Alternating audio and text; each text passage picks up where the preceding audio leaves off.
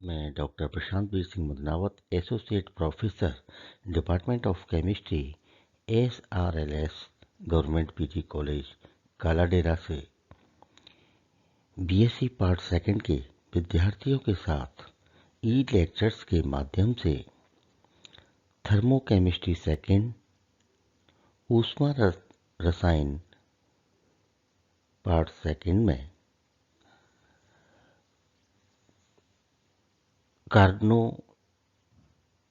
प्रमेय, इंजन की दक्षता, एंट्रोपी और एंट्रोपी परिवर्तन, इसके अलावा entropy as a function of temperature and volume, आयतन व ताप के फलन के रूप में एंट्रोपी के बारे में आपसे विस्तार से विचार विमर्श करता हूं और आपका स्वागत करता हूं। ऊष्मा इंजन की दक्षता। किसी ऊष्मा इंजन की सहायता से अवशोषित ऊष्मा का वह भाग जो कार्य में परिवर्तित होता है, ऊष्मा इंजन की दक्षता कहलाता है, एफिशिएंसी कहलाता है।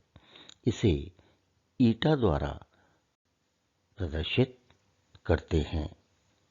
मान लें कि एक इंजन कार्य करने के लिए उच्च ताप वाले ऊष्मा कुंड से ऊष्मा की कुछ मात्रा Q1 को ग्रहण करता है और ऊष्मा की कुछ मात्रा Q2 को कम ताप वाले ऊष्मा कुंड को दे देता है।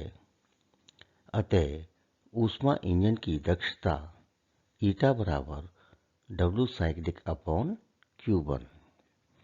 चूंकि W बराबर Q1 प्लस Q2,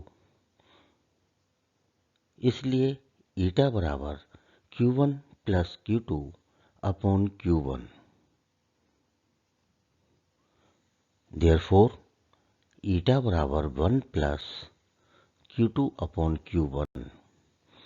चूंकि Q2 और Q1 के चिन्ह एक दूसरे के विपरीत हैं, अतः समीकरण के व्यंजक का मान ऋणात्मक होगा।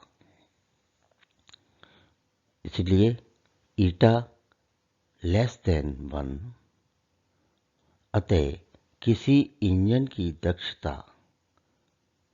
का मान सदैव 1 से कम होता है। कार्नो प्रमेय, कार्नोट थ्योरम।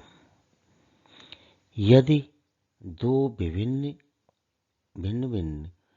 उत्क्रमणीय इंजन समान टेम्परेचर वाले स्रोत और सिंक के मध्य वर्क करें, तो उनकी दक्षता भी समान होती है और इसे कार्नो प्रमेय कहते हैं, कार्नो थ्योरम कहते हैं। मान लें कि T टेम्परेचर वाले T2 टेम्परेचर वाले या T1 टेम्परेचर वाले स्रोत व T2 टेम्परेचर वाले सिंक के मध्य दो इंजन कार्य कर रहे हैं, क्रमशः E व E'। यदि कुछ समय के लिए इंजन E तो उत्क्रमणीय, लेकिन E' अनुत्क्रमणीय है। अतः उत्क्रमणीय इंजन E के अग्रिम से लिया गया कार्य W बराबर Q1 प्लस Q2 और उत्क्रमणीय इंजन के विपरीत चक्र से लिया गया कार्य माइनस W बराबर माइनस Q1 माइनस Q2। अनुत्क्रमणीय इंजन E' में केवल अग्रिम चक्र होगा, अतः इसमें किया गया कार्य W' बराबर Q1 plus Q1 dash plus Q2 dash. इससे स्पष्ट है कि समान परिस्थितियों में किसी उत्क्रमणीय इंजन की दक्षता एफिशिएंसी एक अनुत्क्रमणीय इंजन की तुलना में सदैव अधिक होती है। E1 बराबर E2। अतः कार्नो प्रमेय के अनुसार समान टेम्परेचर वाले स्रोत व सिंक के मध्य कार्य करने वाले समस्त उत्क्रमणीय इंजनों की दक्षता समान होती है। एंट्रोपी व एंट्रोपी परिवर्तन। एक ऐसा अवस्था गुण एंट्रोपी एक ऐसा अवस्था गुण है जो तंत्र के ताप, दाब व आयतन जैसे गुणों का फलन है। अतः अवस्था फलन होती है। इसे कैपिटल एस द्वारा प्रदर्शित करते हैं। किसी तंत्र द्वारा उत्क्रमणीय प्रकार से ली गई ऊष्मा अवशोषित ऊष्मा और वह परमताप जिस पर किसी तंत्र द्वारा उत्क्रमणीय प्रकार से जिस पर ऊष्मा अवशोषित की गई है के अनुपात को एंट्रोपी परिवर्तन कहते हैं। यदि T परमताप पर Q dQ रिवर्सिबल ऊष्मा उत्क्रमणीय प्रकार से अवशोषित की गई है तो एंट्रोपी परिवर्तन ds बराबर dQ रिवर्सिबल अपॉन T। स्थिर ताप पर समाकलन करने पर डेल्टा S बराबर dQ रिवर्सिबल अपॉन T अवस्था फलन के रूप में एंट्रोपी, चूंकि ds बराबर dQ reversible upon T entropy एक अवस्था गुण है, अतः इसका तंत्र के अन्य अवस्था गुणों के साथ संबंध होना चाहिए। माना कि तंत्र में उत्क्रमणीय प्रसार हो रहा है तो तंत्र का प्रतिरोधी दाब के बराबर हो जाएगा। अतः ऊष्मागतिकी के प्रथम नियम के अनुसार du बराबर dq reversible minus dw, dq reversible बराबर du प्लस pdv। दोनों तरफ t का भाग देने पर dq रिवर्सिबल अपॉन t बराबर du upon t plus pdv upon t।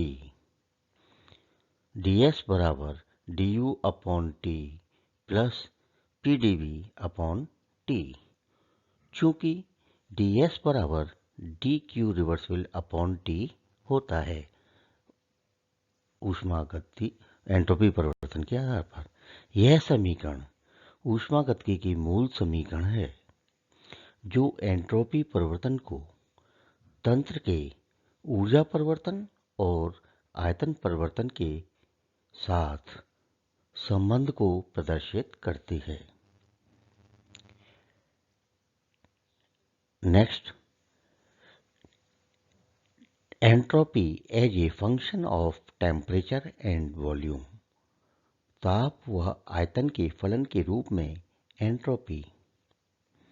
मान लें एंट्रोपी ताप व आयतन का फलन होती है,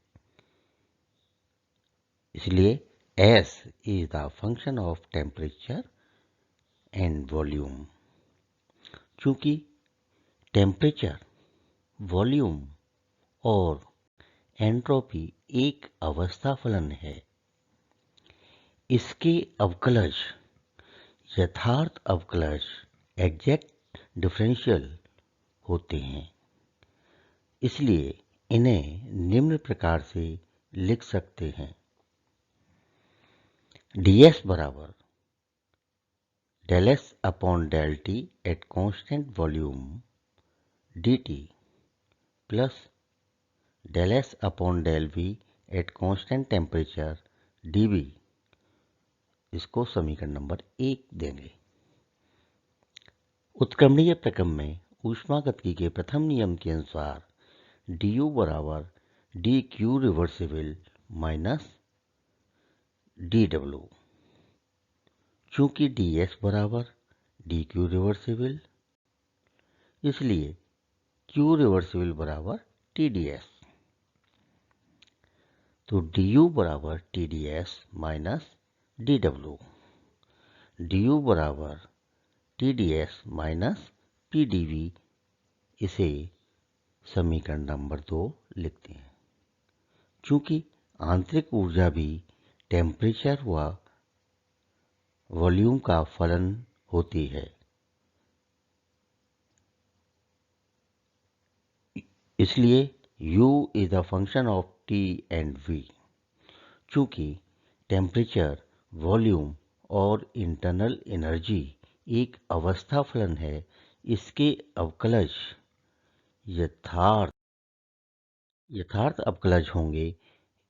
अतः इन्हें निम्न प्रकार से लिख सकते हैं: du बराबर del U upon del T at constant volume dt plus del U upon del V at constant temperature dV।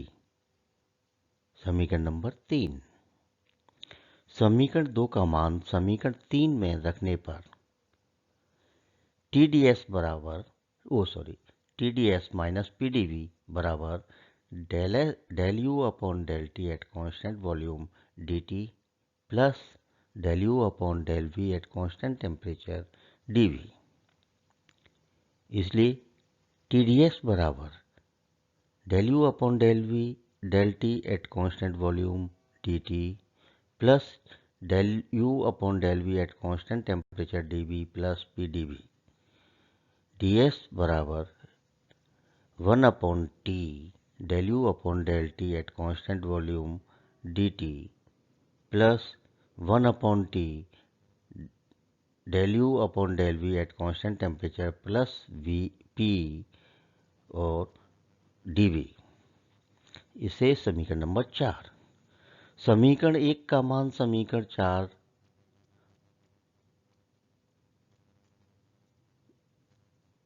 समीकरण 1 और समीकरण 4 दोनों एंट्रोपी परिवर्तन को टेम्परेचर व वॉल्यूम के रूप में प्रदर्शित करती हैं।